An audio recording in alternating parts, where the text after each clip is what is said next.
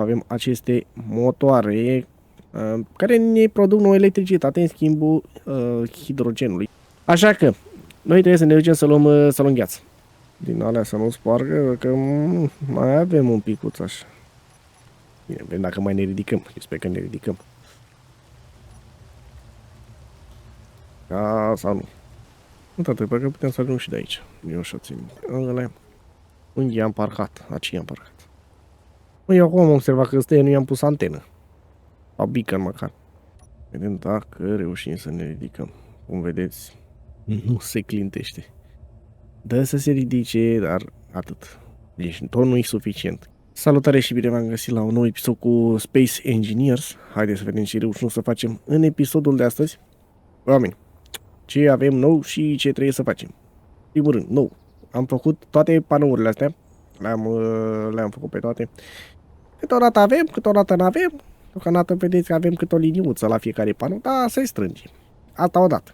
Al doilea lucru. Cred că cel mai eficient, dar și consumă din astea, bate vântul, îți dă curent. Astea sunt surse pasive.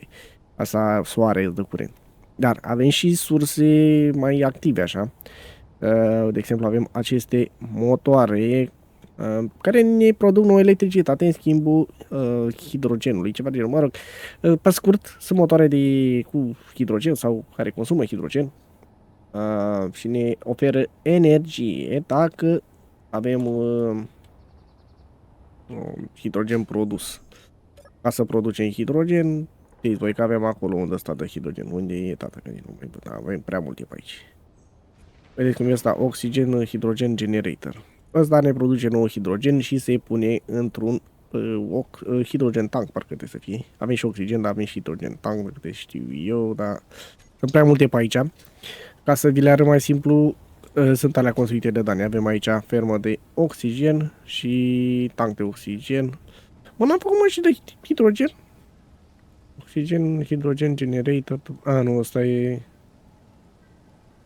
Da, nu știu. Avem impresia că am făcut și de hidrogen, dar cred că e de hidrogen și sau oxigen ăsta. Cred că le are pe amândouă, sunt combinate. Presupun. Altfel nu știu unde e. Eu știu că am pus și că funcționează. Bun, cum funcționează motoarele astea? Vă arăt imediat că ne lungim și n-avem de ce. Haide măi, luăm niște gheață de aici. Hai să găsim și noi unul mai... Uite asta. Nu e prea multă gheață, dar nu contează. Luăm, punem aici. El se duce automat în ala de producerea hidrogenului, iar motoarele noastre funcționează. Fiecare motor ne produce undeva la... Bine, are maximul de 5 MW, dar deocamdată ne produce 2,5, vedeți, MW. Practic 5 MW amândouă. Ambele motoare produc 5 MW. Ceea ce e foarte mult, că dacă stăm să luăm în calcul cât ne produce nou un panou solar, că ne produce undeva la 100 de kW, iar o eoliană din asta undeva la 300 de kW. Nu se compară. Adică ar trebui 10 eoliene să facem vreo 3 MW. Incomparabil, dar în schimbul acestei energii avem nevoie de foarte multă gheață. Vedeți ce am pus eu deja? Nu mai. Gata, s-a oprit. Așa că noi trebuie să ne ducem să luăm gheață. Dar am promis data trecută că o să vă arăt care e treaba cu camerele pentru cei care doresc și care vor să vadă cum funcționează camerele astea. Ce sunt camerele. Și o să punem câteva camere după care o să plecăm după gheață. În special vreau să pun în zonele astea. Vă duceți aici frumos și trebuie să rotiți. Stai mă, stai un pic pe loc, stai un picuța. Să rotiți un pic de cameră ca să... Bine, acum aici la mine nu prea contează, dar la voi o să conteze dacă vreți să puneți camera să vadă cum trebuie. Eu vreau să pun doar o singură cameră ca să vă arăt vouă, nu o să stau să pun foarte multe deocamdată, că dacă mai stau să pun și camere, nu mai terminăm episodul ăsta. Sau o să vă arăt doar cu camerele și nu vă arăt altceva. Vă uitați aici pe view. Foarte simplu, apăsați pe 8. O să vedeți ce vede camera. Vedeți, e pusă un pic într-o parte. Nu cred că poți să o rotezi în câte mi-aduc eu aminte, dar poți să o rotezi în momentul în care o pui ca să vezi așa cum vrei tu. Ca să ieși din cameră, apeși pe F și ai ieșit efectiv din cameră. Bun, acum hai să mergem să luăm gheață, că ne trebuie gheață pentru motoarele alea. Ui mă, toată ce făcut, știi, prost să pui și aici. Și ne ducem frumos acolo unde este lacul. Cel mai bine e să mergem cu asta, că e măricică și putem să luăm și destul de mult. Plus că e încărcată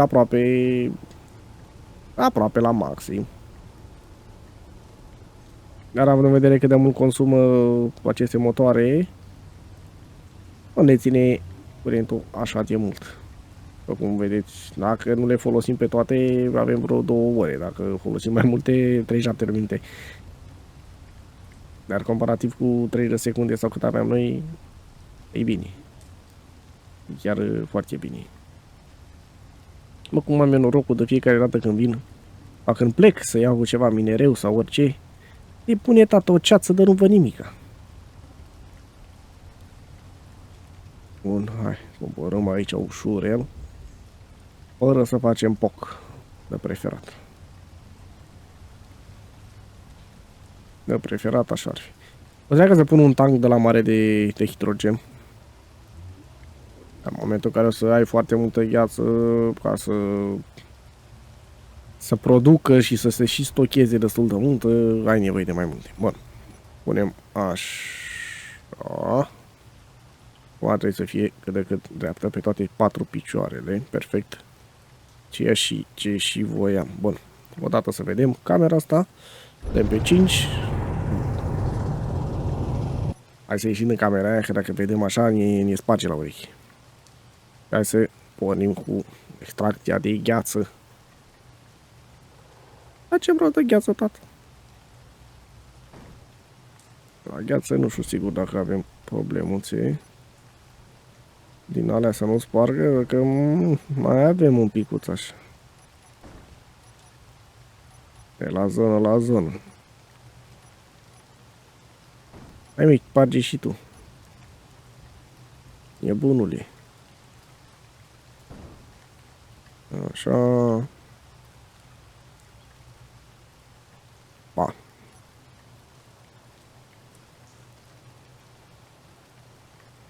Până se retraghere, ia să vedem noi cât am reușit să luăm. Doar 900 de tone. Doar atâta.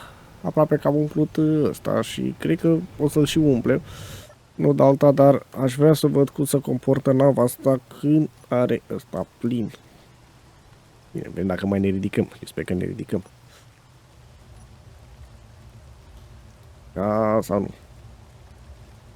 Probleme. Nu avem suficientă forță pentru a ne ridica. Am la prea mult.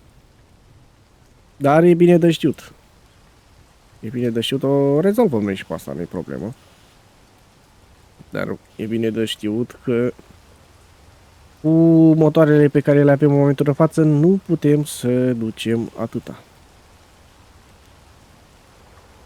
Deci, ia să vedem noi ce avem noi înăuntru. Mai bine că astea putem să le lăsăm și noi acasă. Sunt foarte, foarte multe lucruri, foarte grele de altfel, care puteau să fie lăsate acasă. Bun, hai să vedem cum facem ca să scăpăm de problemuță. Eu aș zice să mai punem niște motoare. Ia să vedem dacă avem. Și aș pune niște motoare din astea. Sunt ele mai mari și mai așa, dar stați că am pus steel plate-ul. 2 ar fi suficient și avem suficient material ca să le producem. Energie nu mai zic că e suficientă. Ăsta aici unul și încă unul aici.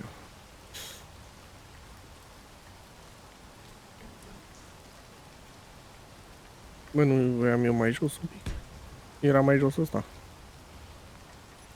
O, mi se pare mie. Nu, e tot așa. Bun. Hai, întâi să consumăm ce avem, zic eu, sau cel mai bine ar fi să facem în felul următor. Mai și pe large, scrie large, avem large atmospheric thruster. Și o să ne producă exact cât avem nevoie în fiecare. Cel mai probabil să zic că am mai avea un picuț de problemă la nichel. Ar putea. Cobalt, parcă avem. Sau nu avem nici cobalt. Să vedem dacă putem să producem două, dacă nu, mă mai duc eu și mai fac rost de cele necesare. Dar e bine de știut că nu poți să duci unul de ăsta întreg. Doar cu... Bine că sunt 4 de fapt, sunt 4 motoare de astea. Vedeți că nu face față. Nu reușesc să facă față. Bine, e și nava prea compactată așa, în tot ăsta de vedere că e restrânsă, un pătrățel restrâns. E putea să fie și mai măricică, mai altfel. Așa, bine, ea cred că produce pentru fiecare motor în parte. De-aia nu mi-ajung mie astea. Îmi dă o dată pentru un motor și după aia produce pentru celălalt motor. Cred că astea ar să fie suficiente, cel mai probabil pe motoare o să avem problemuță, zic eu. Nu știu dacă îmi produc atâtea motoare. Nu, tată, parcă putem să ajung și de aici. Eu așa țin. Ăla. Mai mă scape și pe mine de un drum. Avem și griduri, avem eu. Dacă facem un motor, nu putem să facem doar unul, că o să ne încline într-o parte, mă, nu are nicio formă prea bună nava. Făcut așa pătrat.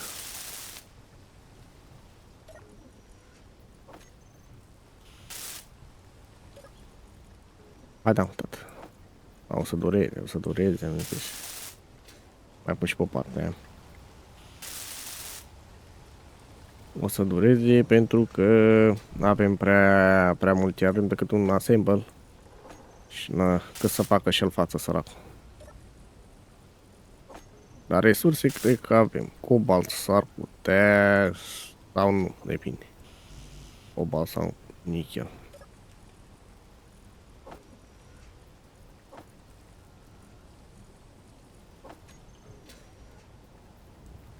Nu mă așteptam că nu o să putem să transportăm. Dar totuși trebuie să gândim că sunt 1000 și ceva de tone. Cel mai bine, cât are? 1500 de tone. De fapt, da, așa e. Au 1.500.000 de kilograme. Da.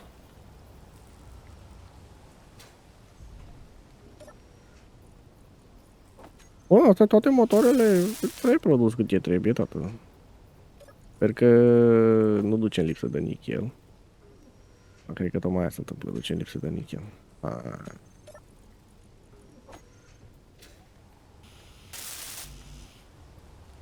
Asta înseamnă că trebuie să ne ducem să luăm nichel. Și o să luăm noi manual repede ceva nichel. Bine că avem și lângă noi. Băi, pe aici trebuie să fie o spărtură, în focusem eu. Ciudat. Hai, da.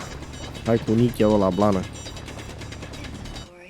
Bă, inventory full, da, să nu fie inventory full cu piatră, că nu trebuie piatră.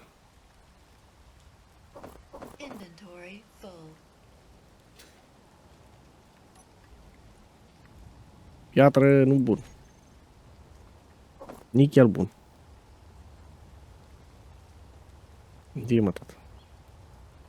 Unde am parcat? Aici am parcat. Măi, eu acum am observat că ăsta nu i-am pus antenă. Sau beacon măcar. Asta nu știu unde o să fie dacă o las undeva.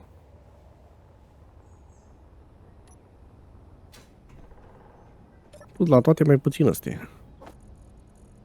Ia. Nu mai producem și noi niște nichel, tată, e altceva. Aici am terminat cu ăsta. Avem nevoie de motoare. Să punem tot ce trebuie. Ei să rămână doar motoarele, măcar știm o treabă.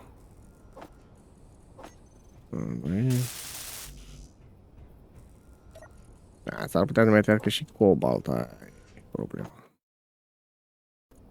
Unii chiar rezolvăm cu motoarele, dar pentru Metal Grid cred că avem nevoie de cobalt. Mai munca, sigur.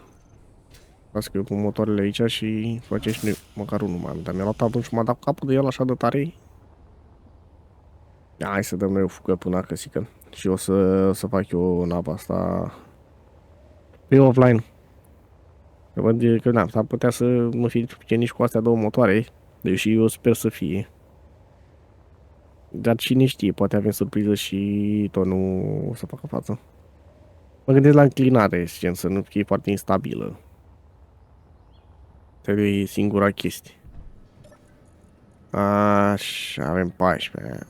Gândeam că mai avem mai multe Metal Grid astea pe aici. Astea sunt toate, 14. Și ce mai vreau eu e să mă încarc un pic. Că s-au cam golit astea. Așa. Motoare avem ceva pe aici? 38. Nu-i rău. Nici cu astea 38. Cobalt, dacă mai găsi. Uite, cobalt. E nichel. Ala. Ala este.